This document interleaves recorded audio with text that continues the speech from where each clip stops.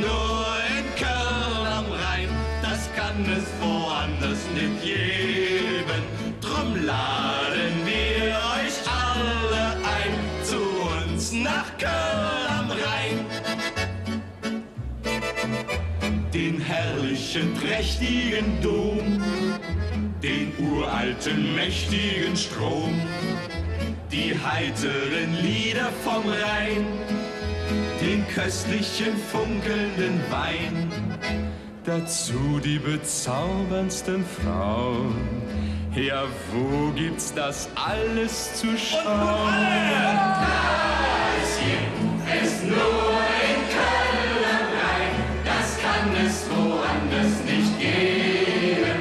Drum laden wir euch alle ein zu uns nach Köln am Rhein. Frau Spitz hört frühmorgens um 8 ein dumpfes Geräusch und erwacht.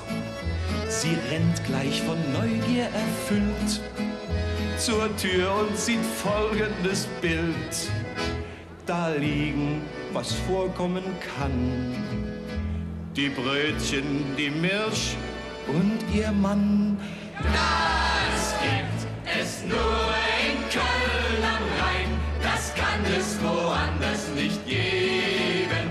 Drum laden wir euch alle ein zu uns nach Köln am Rhein.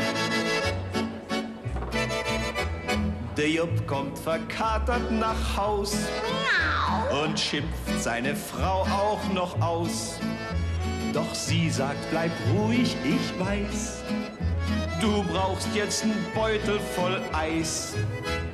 Der Jupp nickt zufrieden und lallt und stell mir ein Bier darum kalt.